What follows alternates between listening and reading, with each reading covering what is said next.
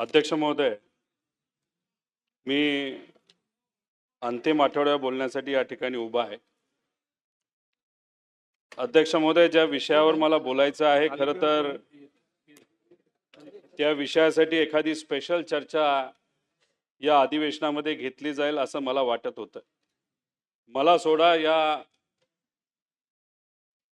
सेशनमध्ये असणारे आणि या विधिमंडळामध्ये असणाऱ्या प्रत्येक आमदारांना कदाचित हीच इच्छा होती की दादांचा जो काही ऍक्सिडेंट झाला, घातपात झाला, याच्यामध्ये जो तपास चालू आहे त्याची वस्तुस्थिती काय, आतापर्यंत तपासामध्ये काय शोधण्यात आलं, तपास कुठल्या दिशेने चाललाय, हे जे सगळे प्रश्न सामान्य लोकांच्या मनामध्ये आहेत, आमच्या सगळ्यांच्या मनामध्ये आहेत, या बाबतीतली चर्चा या सेशन मध्ये होईल असं आम्हा सगळ्यांना वाटत होतं. अनेक लोकांनी पाठपुरावा केला. इथं असणारे सर्वच नेते प्रयत्न करत होते की ही चर्चा या बजेट सेशनच्या पहिल्या आठवड्यामध्ये होईल. कोणी लक्षवेधीचा प्रयत्न करत होतं, कोणी स्थगन आणण्याचा प्रयत्न करत होतं. पण अध्यक्ष महोदय, दुर्दैवाने ही चर्चा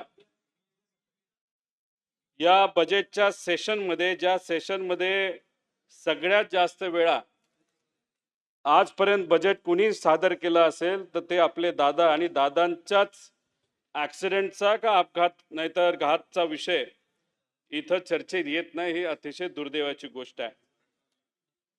293 या प्रस्तावामध्ये चर्चा होणार होती. 4 प्रस्ताव एकत्रित करण्यात आले. त्यामुळे अनेक लोकांना बोलायचं होतं पण त्यांना त्याच्यामध्ये बोलता आलं नाही. सरकार निवेदन सुद्धा करणार होतं पण तसं निवेदन अजूनपर्यंत आम्ही तरी ऐकलं नाही. उद्या त्या बाबतीतचं निवेदन होईल अशी अपेक्षा अध्यक्ष महोदय त्या ठिकाणी मी करतो. अजितदादा किती मोठे नेते होते मी काय वेगळं सांगणार नाही, सगळ्यांना माहिती आहे. इथे असणारे 100 पेक्षा जास्त आमदार प्रत्यक्ष नाही तर अप्रत्यक्ष पद्धतीने दादांनी त्यांना राजकारणात येण्यासाठी नाही तर राजकारणात पुढे जाण्यासाठी मदत 100% अध्यक्ष महोदय त्या ठिकाणी केलेली आहे. अजितदादांचा ऍक्सिडेंट जेव्हा झाला तेव्हा पंतप्रधान साहेब एका दुसऱ्या राज्यामध्ये एका कार्यक्रमामध्ये होते, तिथं त्यांनी आदरांजली वाहिली. अध्यक्ष महोदय, काही व्हिडिओ आपण सुद्धा बघितले असतील. महाराष्ट्रामध्ये एका कार्यक्रमामध्ये पंतप्रधान साहेब जेव्हा स्टेजवर आले तेव्हा अनेक नेते तिथं होते. इतर नेत्यांना पंतप्रधान साहेबांनी नमस्कार केला, पण दादांच्या जवळ आल्यानंतर दादांच्या खांद्यावर एका मित्रासारखं त्या ठिकाणी त्यांनी थाप मारली. त्याच्याच बरोबर एक दादांचा कुठला तरी आमदार कार्यकर्ता, त्याला स्टेजवर यायचं होतं, परवानगी दिली जात नव्हती. दादांनी मोदी साहेबांना सांगितलं, मोदी साहेबांनी सिक्युरिटीला सांगितलं, सिक्युरिटी लगेच त्या आमदाराला स्टेजवर येण्याची परवानगी दिली. आता ते आमदार इथं आहेत का नाही मला माहित नाही. ते आमदार दादांबद्दल, दादांच्या तपासाबद्दल काय बोलले का नाही हे सुद्धा मला तिथं माहित नाही. पण असे अनेक आमदार, अनेक कार्यकर्ते हे दादांनी त्या ठिकाणी उभे केले आणि राजकारणामध्ये अध्यक्ष महोदय त्यांनी ताकद दिली. अध्यक्ष महोदय, अमित शहांच्या बाबतीत सुद्धा बोलायचं झालं कारण या लोकांबरोबर शेवटच्या काळामध्ये दादा काम करत होते. याच्या आधी काँग्रेसचे नेते असतील, आदरणीय पवार साहेब असतील, इतरही सर्व नेते असतील, त्यांच्याबरोबर 22 वर्षापेक्षा जास्त मंत्री म्हणून दादांनी तिथं काम केलेलं आहे. पण ठराविक काही नेत्यांची नावं इथं मी का घेतोय कारण शेवटचे 2.5-3 वर्ष दादांच्या राजकारणाचे आणि सत्तेतले या नेत्यांबरोबर त्यांनी काम केलं, म्हणून खरं तर त्यांची नावं इथं मी घेतोय.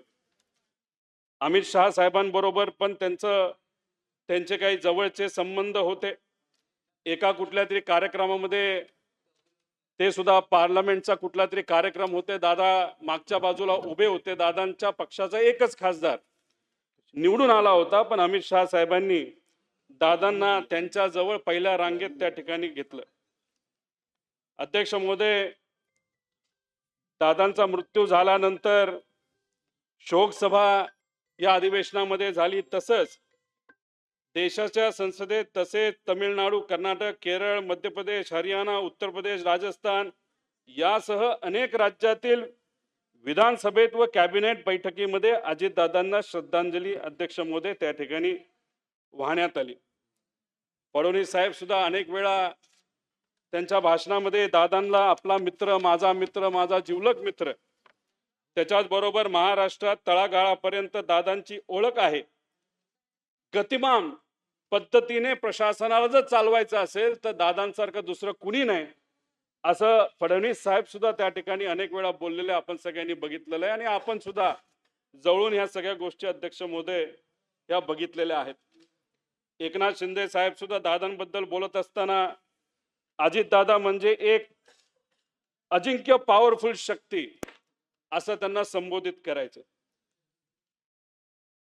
या अधिवेशनामध्ये सुद्धा जेव्हा शोक प्रस्ताव हा त्या ठिकाणी मांडण्यात आला होता, अनेक आमदार, अनेक नेते त्या ठिकाणी बोलले. पण अध्यक्ष महोदय, पॉवरफुल नेता, गतिमान प्रशासन चालवणारा नेता, पण दुर्दैव असं की दादांचा ऍक्सिडेंट नाही तर घातपात जो काय झालेला आहे, सीआयडी तपास करते असं आम्हाला कळतंय. पण त्यांच्या त्या तपासाबद्दल त्यांचं जे काही इन्व्हेस्टिगेशन अध्यक्ष महोदय त्या ठिकाणी सुरू आहे, ती ज्या संत गतीने चाललेली आहे, त्याच्यावर खऱ्या अर्थाने माझा तिथं एक कार्यकर्ता म्हणून, त्यांचा पुतण्या म्हणून, या महाराष्ट्राचा एक नागरिक म्हणून अध्यक्ष महोदय तिथं आक्षेप आहे. एवढा मोठा नेता जाऊन सुद्धा जर या अधिवेशनामध्ये त्या नेत्यांबद्दल चर्चा होत नसेल, काही लोकांना बोलायचं असेल त्यांच्या पक्षाच्या, पण त्यांना सांगितलं जातं हे आम्हाला कळलं की तुम्ही बोलू नका, हे असं होत असेल तर अध्यक्ष महोदय हे योग्य नाही. आणि ज्या ज्या लोकांनी भाषणं केली, मग ती कोरडी भाषणं होती असं आपल्याला म्हणावं लागेल. कारण का माणूस असताना तुम्ही माणसाबद्दल चांगलं बोलता, माणूस गेल्यानंतर शोक सभेत बोलता, पण खऱ्या अर्थाने त्या नेत्याला न्याय द्यायची जेव्हा वेळ येते तेव्हा मात्र कुणीच त्या बाबतीत बोलत नाही. अध्यक्ष महोदय, हे खरंच योग्य आहे का असा प्रश्न मला तर पडलेला आहे, पण या महाराष्ट्राला प्रत्येक नागरिकाला अध्यक्ष महोदय त्या ठिकाणी तो प्रश्न पडलेला आहे. अनेक आमदारांना इथं आणलं, संजय बनसोडे असतील, दत्ताबाबा भरणे असतील, इंद्रजित नाईक असतील, नरहरी झिरवळ असतील, किरण लामटे असतील, सना मलिक असतील, अमोल मिटकरी असतील, निलेश लंके असतील, सुनील शेळके असतील, असंख्य नाव आहेत, असंख्य लोकांना त्यांनी आमदार केलं. पण इथं बोलत असताना किती आमदार बोलले, किती नेते बोलले. काल 4 प्रस्ताव एकत्रित आलं. शेवटच्या प्रस्तावामध्ये दादांबद्दलची एक ओळ होती, पण अनेक आमदार इथं बोलले.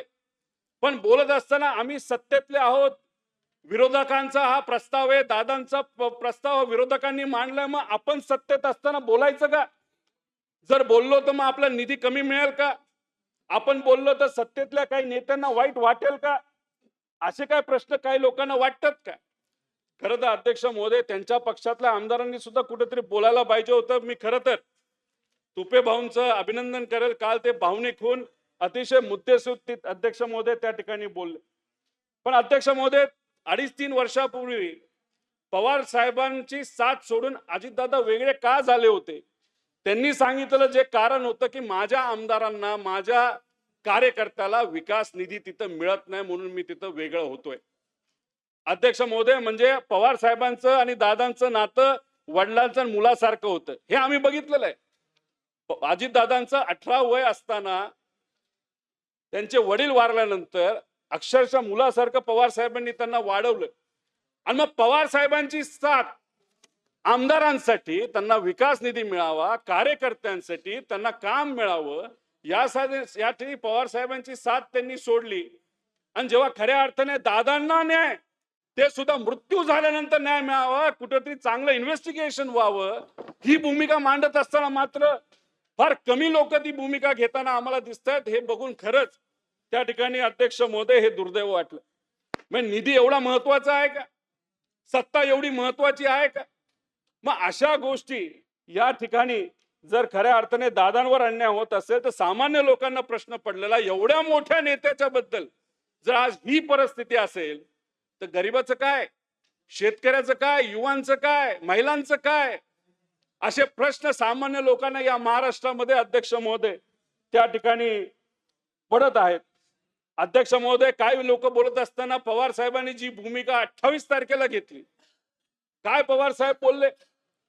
पवार साहेबांना कधी या परिस्थितीमध्ये बघितलं की एक कागद घेता, कागद वाचतात, कागद सुद्धा त्यांना वाचता येत नव्हतं. एवढे भावनिक पवार साहेब त्या दिवशी झाले होते. मुलगा गेल्यासारखी ते वातावरण होतं. फक्त दुसऱ्या दिवशी जेव्हा अंतविधी असेल तिथे येणाऱ्या लाखो लोकांना कुठे अडचण होऊ नये म्हणून पवार साहेबांनी एका साध्या कागदावर लिहिलेला जो काही संदेश होता की हा घातपात नसून हा कुठे अपघात आहे, ते कोणासाठी तर लोकांसाठी होतं. मग पवार साहेबांनी त्यावेळेची भूमिका घेतली लोकांसाठी, ती काय चुकीची होती का? आमचं एवढंच म्हणणं आहे की तपास झाला पाहिजे अध्यक्ष महोदय. पण तपास करत असताना सुरुवात कुठे होत असते? तर ती सुरुवात FIR पासून होत असते. दादांचा साधा FIR अजूनपर्यंत या महाराष्ट्रामध्ये फाईल नाही झाला अध्यक्ष महोदय. ठीक आहे, आम्ही नवीन आहोत, आम्ही यंग आहोत, तरुण आहोत. माझ्या काकींनी जर मला सांगितलं असतं की रोहित तू सगळीकडे फिरतोय, महाराष्ट्रात फिरतोय, याला भेटतोय त्याला भेटतोय, तू FIR करण्याचा प्रयत्न करतो, ये एकदा इकडे ये, माझ्याकडे अधिकार आहे, मी सत्तेत आहे, मी उपमुख्यमंत्री आहे, मी अधिकाऱ्याला बोलवते. देवेंद्र फडणवीस साहेबांनी जर सांगितलं असतं की अरे तू सगळीकडे वन फिरतोय, होम डिपार्टमेंट माझ्याकडे आहे, कुठला अधिकारी पाहिजे सांग, कसलं इन्व्हेस्टिगेशन पाहिजे सांग, FIR घेतला नसेल तर मी सांगतो FIR करून घ्यायला. एकनाथ शिंदे साहेबांनी सुद्धा तीच भूमिका जर घेतली असेल, तिन्ही लोक एकत्रित बसून, आमची एवढीच इच्छा होती, मी कुठं राजकारण केलं अध्यक्ष महोदय, आमची एवढीच इच्छा होती की तपास योग्य दिशेने गेला पाहिजे. एवढी सत्ता हातात असताना त्या सत्तेचा वापर फक्त दादांना तपासाच्या बाबतीत न्याय देण्यासाठी अध्यक्ष महोदय त्या ठिकाणी व्हावी, एवढीच अध्यक्ष महोदय माझी तिथे इच्छा होती. अध्यक्ष महोदय, मी ज्या ज्या नेत्यांना भेटलो त्यांना म्हणलं VSR कंपनी जी आहे त्याची जी विमान आहे त्यात कृपा करून तुम्ही प्रवास करू नका. ज्या पद्धतीने तिथे मेंटेनन्स केला जातो त्याच्यात जर आपण बघितलं कधीही कुठेही ऍक्सिडेंट होऊ शकत नाही, होऊ शकतो. अध्यक्ष महोदय, सेलिब्रिटी जातात, राजकीय लोक जातात, अधिकारी जातात, क्रिकेटर जातात, सगळे जातात, आणि पण जर उद्या जाऊन एखादा ऍक्सिडेंट त्या ठिकाणी झाला तर त्याच्यामध्ये कोणाचं नुकसान होणार? तर या राज्याचं आणि देशाचं अध्यक्ष महोदय त्या ठिकाणी नुकसान होणार आहे. अध्यक्ष महोदय, दादांचा ज्या विमानात ऍक्सिडेंट झाला ते अख्खं विमान हे चेकलिस्ट विकत नाही घेतलं अध्यक्ष महोदय, हे कॅशली विकत घेतलेलं आहे, कुठेही डॉक्युमेंट नाहीत.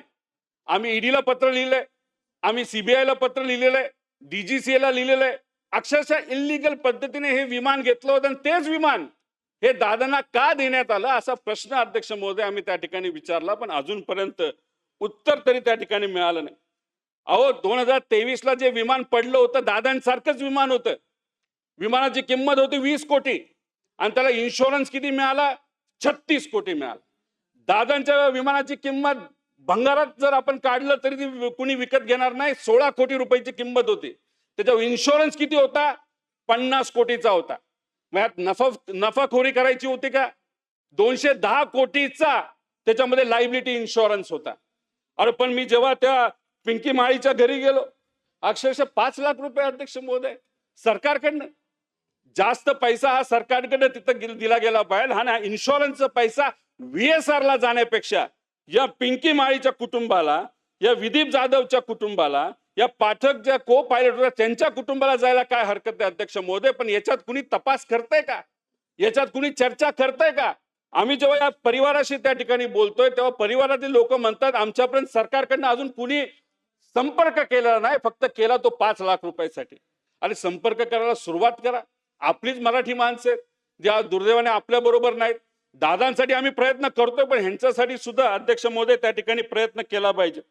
अध्यक्ष महोदय, एकनाथ शिंदे साहेब इथं नाहीयेत, त्यांचा विषय सुद्धा मी काढला होता, सगळे पुरावे माझ्याकडे आहेत. अध्यक्ष महोदय, जेव्हा एकनाथ शिंदे साहेब हे मुख्यमंत्री होते या राज्याचे, त्या VSR कंपनीच्या विमानामध्ये डावोसला जात होते. डावोसला जात असताना बहारेनला पेट्रोल भरण्यासाठी ते थांबले. तिथून जेव्हा त्यांनी टेक ऑफ केला तेव्हा त्यांना इराण आणि इराकमध्ये थांबवण्यात आलं. सांगण्यात आलं अजून 5 मिनिटं तुम्ही जर हवेत राहिला तर तुमचं विमान आम्ही खाली पाडू. ह्याच्याकडे पुरावे आहेत माझ्याकडे अध्यक्ष महोदय. हे पुरावे मी एका ठिकाणी आणलेले आहेत. अहो, जेव्हा एखादं विमान भारताच्या बाहेर जात असतं, ज्या एअर एरियामधून जे जात असतं, त्या हवेतून जात असतं, त्या खाली जे देश आहे त्याची परवानगी ही घ्यावीच लागते, पण या VSR कंपनीने त्या बाबतीतली परवानगी घेतली नव्हती. जर दुर्दैवाने एखादी घटना घडली असती आणि इराणने ते इराकली विमान पाडलं असतं, याला कोण जबाबदार होतं अध्यक्ष महोदय? महाराष्ट्राचा मुख्यमंत्री जात असताना परवानगी घेतली जात नाही आणि उद्या एखादी घटना घडली तर ह्यासाठीच मी म्हणतोय, हा जो VSR कंपनीचा मालक एक घमंडी आहे. अध्यक्ष महोदय, त्याला काही लोकांनी विचारलं कि काय रे वाटतं तुला? तो म्हणला क्या उखाड़ लेंगे, कोई कुछ नहीं कर सकता. ये महाराष्ट्र सरकार के बारे में बात कर रहे हैं ना, उन्होंने अजीत दादा के एक्सीडेंट होने के बाद मुझे 80 करोड़ रुपए का बिल वहां पे अदा किया है. 80 कोटी रुपये दिले अजित दादांचा ऍक्सिडेंट झाल्यानंतर या VSR कंपनीला अध्यक्ष महोदय. आणि हा म्हणतो माझं कुणी काय करू शकत नाही. हे महाराष्ट्राचं सरकार अजूनपर्यंत त्याचं विमान वापरते अध्यक्ष महोदय. कसं नाही मिळणार? अहो, आम्ही केंद्र सरकारमध्ये असणारे जे मंत्री आहेत त्यांच्या प्रायव्हेट कंपनीचा आणि VSRचे संबंध आहेत. मी पॉलिटिकल कॉन्स्पिरसी मध्ये ते इन्व्हॉल्ड आहेत असं मी म्हणत नाही अध्यक्ष महोदय, पण जर तुम्ही आर्थिक दृष्टिकोनातून त्या कंपनीशी जर संलग्न असताल, लग्नात तुम्ही जाणार असाल, तर न्याय कसा मिळणार अध्यक्ष महोदय? ते हे सगळे जे प्रश्न आहेत ते अतिशय महत्वाचे आहेत अध्यक्ष महोदय. अध्यक्ष महोदय, जेव्हा हा जो VIP प्रवासाचा मुद्दा चालू होता, CM साहेब, एकनाथ शिंदे साहेब आणि दादा हे तिघं एकत्रित बसले. त्यांनी एक चांगली संकल्पना आणली होती अध्यक्ष महोदय. काय संकल्पना होती? की बाबांनो, चांगली विमानं आपल्याला असावी. आपल्या राज्य सरकारला, मुख्यमंत्र्याला वेगळं विमान, दोन्ही उपमुख्यमंत्र्यांना वेगळी वेगळी विमानं, असं एक चांगली संकल्पना त्यांनी मांडली आणि टेंडर सुद्धा अध्यक्ष महोदय तिथं काढलं. ते टेंडर निघालं, काही लोकांनी ते भरलं. त्याच्यामध्ये एक कंडिशन टाकली होती अधिकाऱ्यांनी. काय कंडिशन होती? की जी कुठली विमानं घेऊ, ज्या कंपनीची घेऊ, त्या कंपनीला ऍक्सिडेंटची हिस्ट्री नसावी, अशीच कंडिशन होती ना. चांगलंय अध्यक्ष महोदय, पण याच्यामध्ये VSR 2023 ला त्याचा ऍक्सिडेंट झाला होता. VSR ला कुठला धंदा तिथं अध्यक्ष महोदय मिळाला नसता, म्हणून हे अख्खं टेंडर कॅन्सल झालं. का हा VK सिंग मंत्रालयात आपल्या महाराष्ट्रामध्ये येऊन अधिकाऱ्यांसमोर त्यांनी गोंधळ घातला. आप मेरा टेंडर कैसे कैंसिल कर सकते हो, आप मुझे कैसे काम नहीं दे सकते, असं काही ते गोंधळ घातल्यानंतर हे अख्खं टेंडर कॅन्सल झालं. हे टेंडर कॅन्सल झालं नसतं आणि ऍक्सिडेंट हिस्ट्रीवाल्यांना जर काम देणं हे या सरकारने टाळलं असं अध्यक्ष महोदय, आज आमचे अजितदादा जिवंत असले असते. हे आमचं मत आहे. कुठं राजकारण करतोय आम्ही, पण ह्या खोलात गेल्याशिवाय या विषय हे अध्यक्ष महोदय त्या ठिकाणी कुठे येणार नाही. अध्यक्ष महोदय, तुम्ही जर बघितलं तर 27 जानेवारी म्हणजे ज्या दिवशी आदल्या दिवशी 15 कोटीचं बिल दिलं, 28 जानेवारीला अजितदादांचा घात अपघात त्या ठिकाणी झाला. 9 कोटी 81 रुपये त्या ठिकाणी देण्यात आले 28 तारखेला. 29 तारखेला दुसऱ्या दिवशी 16.5 कोटी दिले. फेब्रुवारी 26 32 कोटी दिले. मार्च 26 25 कोटी दिले. म्हणजे क्रॅश नंतर आतापर्यंत 83 कोटी रुपये जर दिले तर अध्यक्ष महोदय त्या माणसाला अहंकार येणारच ना. कोण माझं काय करू शकत नाही. अहो, का असं करताय? का त्याला वाचवलं जातंय अध्यक्ष महोदय? हे असे आमचे अध्यक्ष महोदय तिथं काही प्रश्न आहेत. अध्यक्ष महोदय, मी जेव्हा देवेंद्र फडणवीस साहेबांना भेटलो, त्यांना हा सगळा विषय समजून सांगितला. त्यांनी पूर्ण विषय समजून घेतला. विषय समजून घेतल्यानंतर 6 मार्च 2026 ला देवेंद्र फडणवीस साहेबांनी होम मिनिस्टर देशाचे म्हणजे अमित शाह साहेबांना पत्र लिहिलं. त्यांचे आभार व्यक्त करतो अध्यक्ष महोदय. त्याच्यामध्ये जर आपण बघितलं तर याच्यामध्ये मी मांडलेले सर्व मुद्दे घेतलेले आहेत. ज्याच्यामध्ये क्वालिटीचा मुद्दा आहे, ज्याच्यामध्ये तो चोरी करायचा VSR, हे सगळं आहे. मग एवढे सगळे मुद्दे CM साहेबांच्या कार्यालयाला जर HM साहेबांना तिथे लिहिले असतील तर का आपण वापरतो हे विमान? खरं तर काकींना मला सांगायचंय, ते सुद्धा त्या VSRच्या विमानात गेल्या होत्या. आणि VK सिंग तिथं म्हणतोय कि जिसकी मौत हुई है, जिसका एक्सीडेंट उनकी पत्नी VSR से ट्रैवल कर रही है, तो रोहित पवार को क्या अडचण आहे? अहो, ह्या सगळ्या छोट्या मोठ्या गोष्टी अध्यक्ष महोदय तिथे महत्वाच्या असतात. आणि याच्यातच अध्यक्ष महोदय देवेंद्र फडणवीस साहेबांच्या पत्रामध्ये त्यांनी स्पेसिफिकली अमित शाह साहेबांना सांगितलेलं आहे की रोहित पवार जे म्हणतोय 12 रूलच्या अंतर्गत हे इन्व्हेस्टिगेशन झालं पाहिजे, त्याचा विचार करण्यात यावा. महाराष्ट्राचा मुख्यमंत्री आता देशाच्या गृहमंत्र्याला जर पत्र देत असेल तर अध्यक्ष महोदय पुढच्या 7 दिवसामध्ये, ठीक आहे, 6 मार्च हे पत्र आहे, आजपर्यंत काही झालं नाही, पण मग पुढच्या 10 दिवसांमध्ये 12 रूलच्या अंतर्गत एन्क्वायरी झाली पाहिजे. मला माहिती आहे शहा साहेब महाराष्ट्राचा मान ठेवतील, देवेंद्र फडणवीस साहेबांचा मान ठेवतील. त्यांनी दिलेलं हे पत्र हे स्वीकारून 12च्या अंतर्गत ही तपासणी होईल अशी इच्छा अध्यक्ष महोदय त्या ठिकाणी आम्ही व्यक्त करतो. अध्यक्ष महोदय, शेवटचे 2 मुद्दे अध्यक्ष महोदय याच्यामध्ये आहेत. अध्यक्ष महोदय, कोण कोण येते उठसूट आम्हाला म्हणते AIB चा रिपोर्ट येऊ द्या. अहो, पहिला रिपोर्ट आला त्याच्यामध्ये भरमसाठ चुका आहेत. त्याच्यामध्ये ते म्हणतात राईट बँक झालं. अध्यक्ष महोदय, ते लेफ्ट बँक झालं होतं.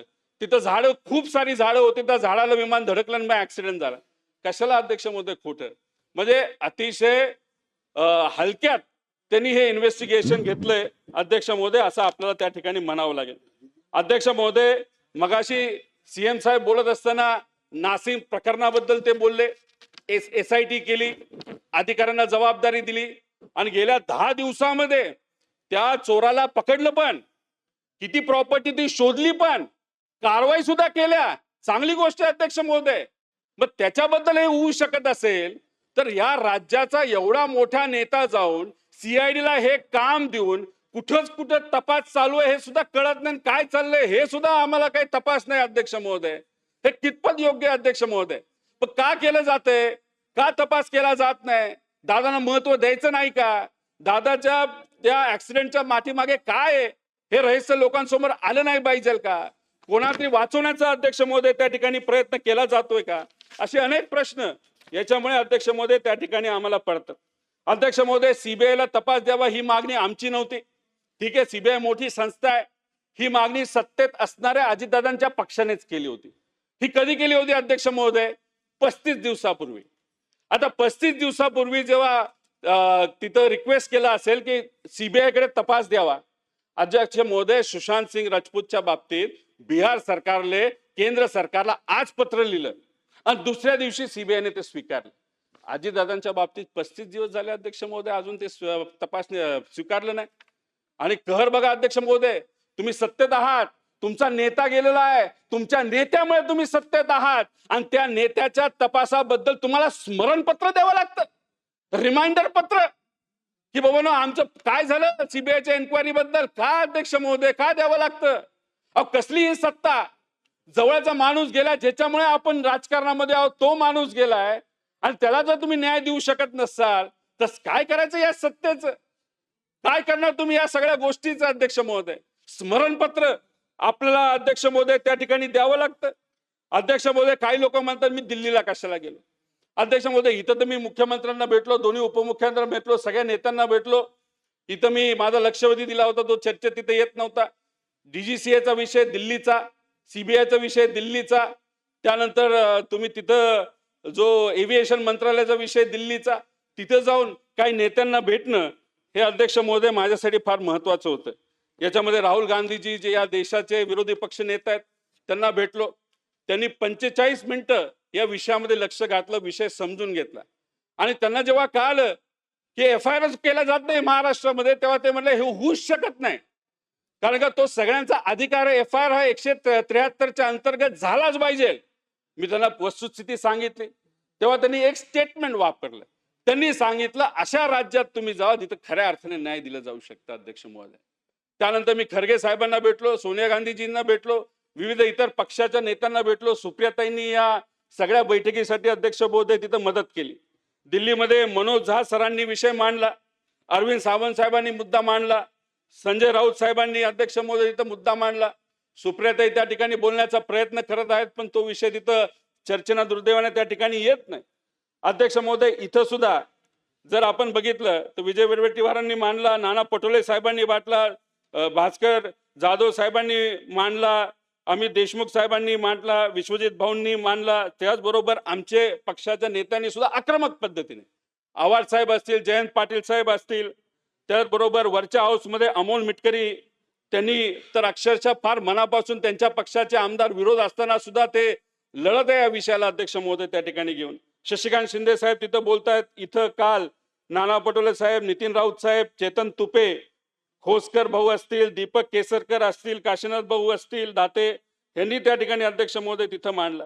आम्ही तिथं जातो, इकडे भेट तिकडे भेट. आमच्याबरोबर काय साधे कार्यकर्ते, सुनील भुसारा, अतुल लोंढे, रवी वरपे, विकास लवांडे, फहाद अहमद, राजराजापूरकर, सुनील कांबळे, पंकज मोवट, पंकज बोराडे आणि सर्व पत्रकार ह्या सगळ्यांच्या माध्यमातून अध्यक्ष महोदय त्या ठिकाणी आम्ही भांडण्याचा आणि बोलण्याचा प्रयत्न करतोय. अध्यक्ष महोदय, सगळ्यात महत्त्वाचं काय असतं तर FIR होणं असतं. शेवटच्या टप्प्यात अध्यक्ष महोदय तिथं आलेलो आहे. तुम्ही एवढं मनापासून माझे काही शब्द ऐकून घेत असाल ते त्यासाठी मी मनापासून आभार व्यक्त करतो. अध्यक्ष महोदय, FIR का करावा लागतो त्याच्याशिवाय आपल्याला इन्व्हेस्टिगेशन करता येत नाही. काही लोक काय म्हणतात की बाबानो ते ऍक्सिडेंटल डेथ रिपोर्ट म्हणजे कसं, आपण मोटरसायकलवर चाललोय, मोटरसायकलवर चालताना आपण पडलो, डोक्याला लागलं, आपण मेलो. ऍक्सिडेंटल डेथ रिपोर्ट काय असतो की तिथं लिहिलेलं असतं की मोटरसायकल चालल्या, डोक्याला लागलं, डोक्याला लागल्यामुळे तो मेला. ऍक्सिडेंटल डेथ रिपोर्ट दादांचा पण काढण्यात आलाय की कुठं कुठं लागलं होतं, बगड्यांना छातीला काय लागलं होतं का, पाठीला काय लागलं होतं का, जळून मृत्यू झाला का, कसा झाला, हा ऍक्सिडेंटल डेथ रिपोर्ट त्या ठिकाणी झाला. पण तुम्हाला इन्व्हेस्टिगेशनला एका दिशेने घेऊन जायचं असेल तर क्रिमिनल इन्व्हेस्टिगेशनला तुम्हाला FIR लागतो अध्यक्ष महोदय. हा काय मी म्हणतो असं नाही. BNS 173 आणि 74 अनुसार FIR नोंदवून घेणे हे अनिवार्य आहे BNS कायद्याच्या अंतर्गत अध्यक्ष महोदय. आणि तुम्ही जर बघितलं, जर आपला 0 FIR करायचं असेल, कारण माझ्यावर टीका झाली, मी मुंबईत गेलो होतो. अहो 0 FIR करायसाठी तुम्ही कुठेही जाऊ शकता. मुंबईत का गेलो, का बारामतीत नको जायला, तिथं गोंधळ निर्माण होईल म्हणून इथं गेलो अध्यक्ष महोदय मुंबईत. तिथं गेल्यानंतर 0 FIR च्या अंतर्गत, आणि जेव्हा 2023 ला BNS कायदा आला तिथं ते कंपल्सरी केलं गेलंय की कुठेही कुणी गेलं तर त्याला न्याय मिळाला पाहिजे, अन्याय नाही झाला पाहिजे, तो काय त्या ठिकाणी FIR नोंदवला गेला पाहिजे. तिथं बसलो असताना जेव्हा मी सगळ्या PI असेल, SHO असेल त्यांच्याशी चर्चा केली, तयार होते, प्रिंटिंगला घेतला होता माझा सगळा स्टेटमेंट आणि फक्त सही करायची. एक मोठा कुठला तरी अधिकारी आले आणि थांबून दिलं सगळं अध्यक्ष महोदय. का, कशासाठी? मग गेलो बारामतीला, ऍक्सिडेंट जिथं झाला तिथं तीच परिस्थिती, 4 तास बसलो, काय नाही झालं. मला कुणी सांगितलं जा CID ला, CID कडे गेलो, CID पण तिथे FIR अध्यक्ष महोदय त्या ठिकाणी कुठे घ्यायला तयार नाही. आणि मग आम्ही जेव्हा बघितलं अध्यक्ष महोदय, घाटकोपरला 2019 ला ऍक्सिडेंट झाला, घाटकोपरला विमानाचा ऍक्सिडेंट, 6 लोक त्याच्यामध्ये दुर्दैवी मृत्युमुखी पडली अध्यक्ष महोदय. मग त्या बाबतीतला FIR होतो, पण दादांच्या बाबतीतला FIR होत नाही.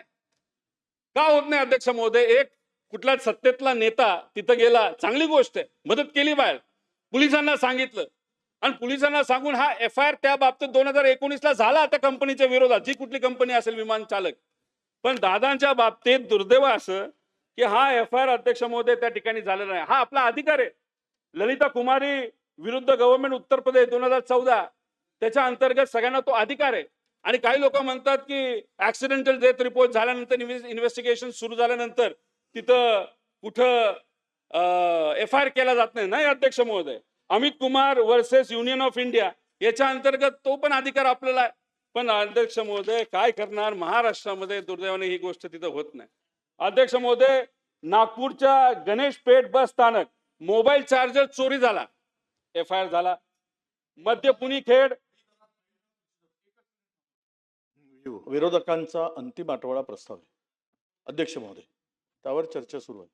राज्यामध्ये 40 मंत्री, 2 उपमुख्यमंत्री, 1 मुख्यमंत्री. या प्रस्तावावर किमान एखादा उपमुख्यमंत्री तरी, मंत्री तरी त्या संबंधित विभागाचे 2-4 तरी. आपल्याला विनंती आहे त्या ठिकाणी, हे बरोबर आहे का? आम्ही एक मंत्री तेही आरोग्य विभागाचे. हो, असं नको ना. म्हणजे तुम्ही विरोधकांना कमी काय काय विरोधक हे अध्यक्ष महोदय 15 खाते ठीक आहे. आपण नेहमी विरोध अंतिम आठवड्या प्रस्तावावर 2-2 उपमुख्यमंत्री आणि मुख्यमंत्री. आणि माननीय मंत्री महोदय, आता हे अंतिम आठवडा प्रस्तावावर सर्व सदस्य बोलत आहेत. आपण एकटे मंत्री आहेत, त्यांची मागणी अशी आहे की नाही आपण सभागृहाच्या कामकाजाबाबतीत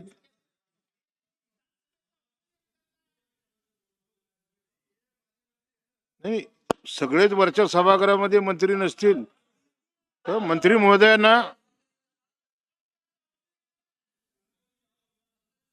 आंबेडकर साहेब, सगळेच मंत्री काय वरच्या सभागृहात नसतील ना. त्यामुळं विजयभाऊनीची मागणी केल्याप्रमाणे नाही सन्मान्य मंत्री अध्यक्ष महोदय,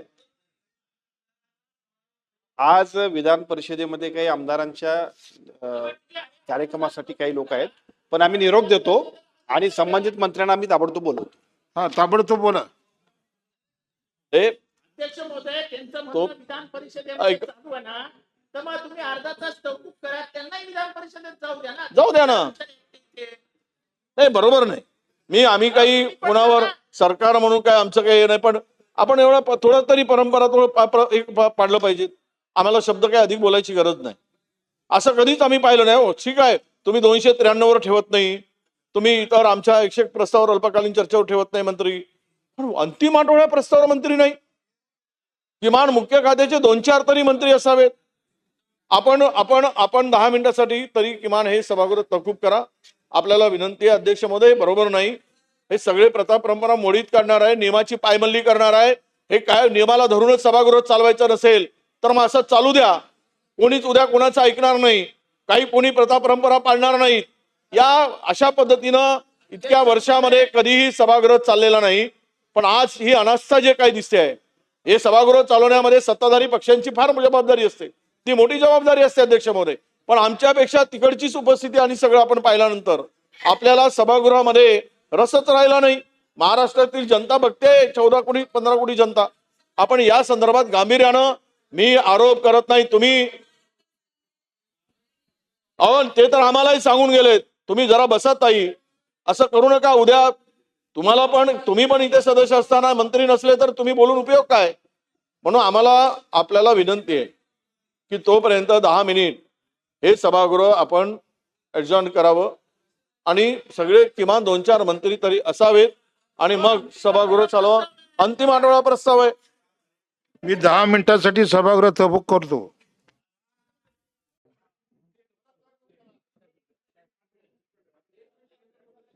अध्यक्ष महोदय,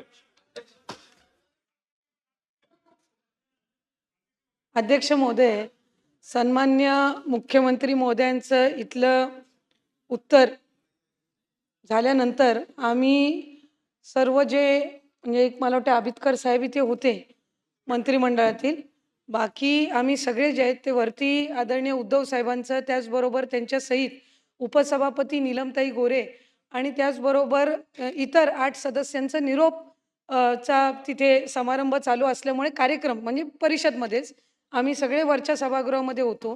त्याच्यामुळे आबितकर साहेबांनी या ठिकाणी आम्ही सुद्धा विनंती विश्राम. केली होती आणि ते शासनाच्या वतीने, सरकारच्या वतीनेच इथे उपस्थित होते. सभागृहाची वेळ कामकाज संपेपर्यंत वाढविण्यात येत आहे. अध्यक्ष महोदय, बरं झालं आपण अध्यक्ष महोदय आदेश दिला आणि शेवटच्या टप्प्यात महत्वाच्या विषयावर येत असताना इथं बऱ्यापैकी मंत्री महोदय या ठिकाणी आलेले आहेत. अध्यक्ष महोदय, मी म्हणत होतो की FIR हा दादांच्या बद्दलचा केला जात नाही, पण मग थोडीशी चर्चा केल्यानंतर, थोडा अभ्यास केल्यानंतर कशा कशा प्रकारचे FIR केले जातात याचा एक थोडासा अंदाज घेतला. नागपूरच्या गणेशपेठ बस स्थानकमध्ये मोबाईल चार्जर चोरीला गेला, त्याचा FIR झाला. मध्य पुणे खेड इथं घराबाहेरून चप्पल चोरीला गेली, याचा FIR झाला.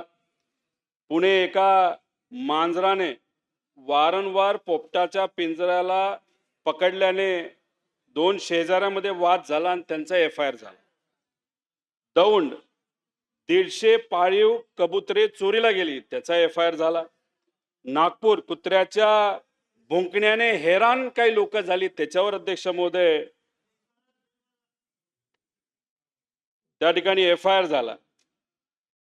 नाशिकमध्ये नळावर पाणी भरण्यासाठी आलेल्या लोकांमध्ये वाद झाला, त्याचा FIR झाला. कोथरूडमध्ये रहिवाशाच्या अंगणात शेजारच्या झाडाच्या फांद्या आल्या म्हणून FIR झाला अध्यक्ष महोदय. पण दुर्दैव असं अजितदादांच्या ऍक्सिडेंट बद्दल, घातपात बद्दल FIR व्हावं यासाठी अध्यक्ष महोदय फार वनवन त्या ठिकाणी फिरावं लागलं, तरी सुद्धा दुर्दैवाने तिथं या महाराष्ट्रामध्ये न्याय मिळालेला नाही. काही लोक म्हणतात एवढं तुला का प्रयत्न करायचा. अध्यक्ष महोदय, मी एकटा प्रयत्न करतो असून समजून चालणार नाही. कार्यकर्त्यांची इच्छा आहे, महाराष्ट्राच्या तमाम नागरिकांची इच्छा आहे की खरंच काय घडलं हे लोकांना कळलं पाहिजे. आणि ज्याचं जळतं ना त्यालाच कळतं. अध्यक्ष महोदय, याच्या पुढे जाऊन मी तिथं त्या ठिकाणी काय सांगणार नाही. शेवटचा अतिशय महत्वाचा मुद्दा अध्यक्ष महोदय. अध्यक्ष महोदय, आपल्या या भूमीला आपण काय म्हणतो? महामानवांची भूमी, संतांची भूमी, अतिशय पवित्र अशी भूमी. या भूमीला छत्रपती शिवाजी महाराजांसाठी सारखे मोठे राजे अध्यक्ष महोदय त्या ठिकाणी आपल्याला दिले. छत्रपती संभाजी राजे असतील, त्यांनी रयतेचं राज्य काय असतं, सामान्य लोकांचं राज्य काय असतं हे जगाला अध्यक्ष महोदय त्या ठिकाणी दाखवून दिलं. प्रत्येक व्यक्तीला कोण किती श्रीमंत, कोण किती मोठा छोटा हे न बघता प्रत्येक व्यक्तीला समान अधिकार असावा, यासाठी डॉक्टर बाबासाहेब आंबेडकरांनी आपल्याला त्या ठिकाणी संविधान दिलं अध्यक्ष महोदय. आणि याच जन्मीमध्ये याच भूमीतले त्यांचं कार्यभूमी ही महाराष्ट्र भूमी होती.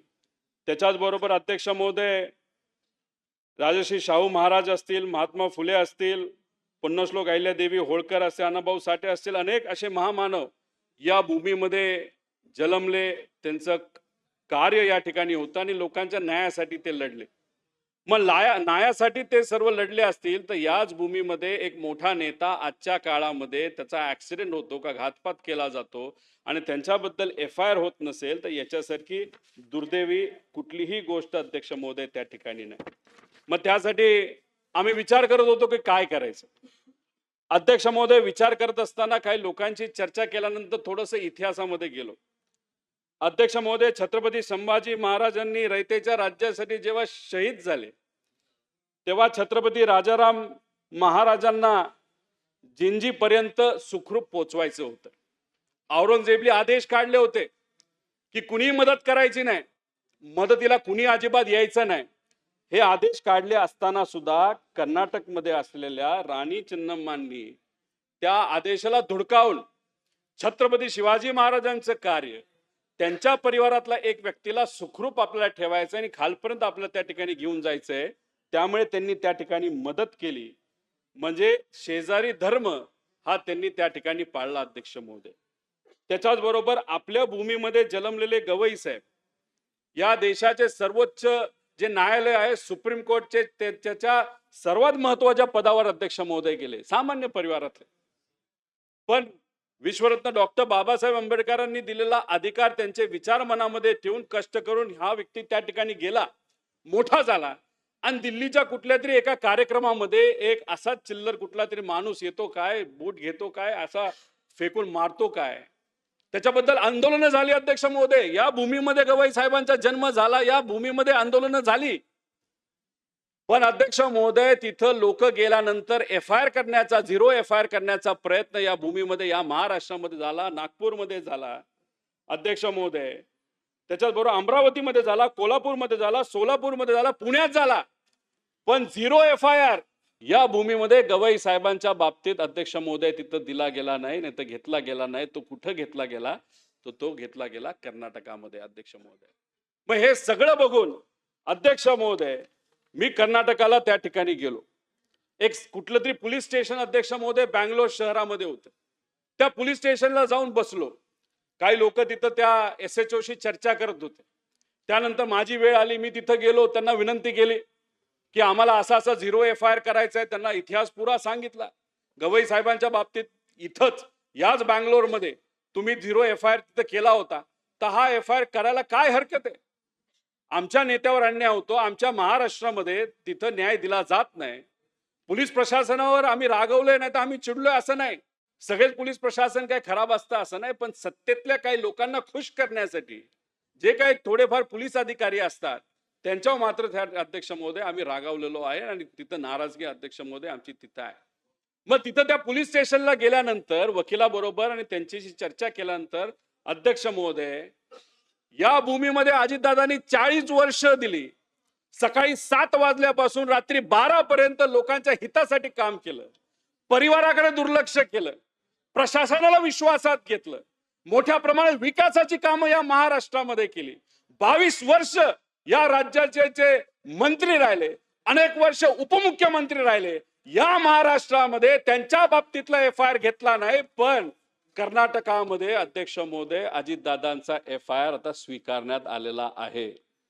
अध्यक्ष महोदय, हा 0 FIRच्या अंतर्गत हा स्वीकारलेला FIR मी तुमच्या समोर आणतो.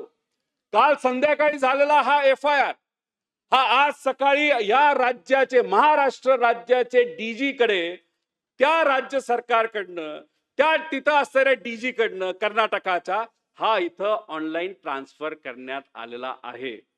आता DGनी ठरवायचं, होम मिनिस्टरनी ठरवायचं या FIRचं करायचं काय. अध्यक्ष महोदय, हा असाच तुम्ही अडखळीत ठेवायचा का तो स्वीकारायचा?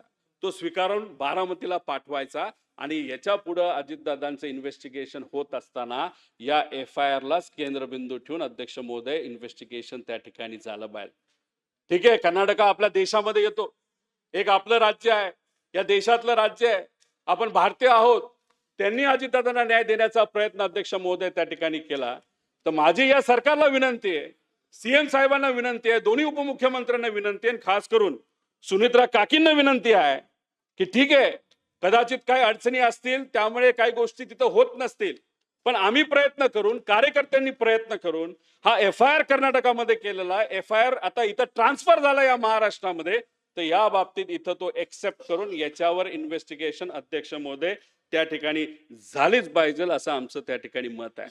आता ह्या सगळ्या गोष्टी बघितल्यानंतर दादा जिथं कुठं असतील तिथून काय म्हणत असतील, वंगाळ निघाली राव हे सर्व, अशीच परिस्थिती आहे ना. कुणी सत्ताधाऱ्यांनी कुणी त्यांची बाजू घेतली, ठीक आहे, आपापल्या लेवलला त्यांनी त्यांच्या लेवलला पत्र दिली, प्रयत्न केले, पण कुठंतरी आता लक्ष देऊन या इन्व्हेस्टिगेशन कडे खऱ्या अर्थाने टप्प्याटप्प्याने आपल्याला जावं लागेल. CBI कडे लगेच पुढच्या 2 दिवसामध्ये प्रस्ताव पाठवावा लागेल. CID काय केलं हे लोकांना सांगावं लागेल. FIR हा एक्सेप्ट केला जावा लागेल.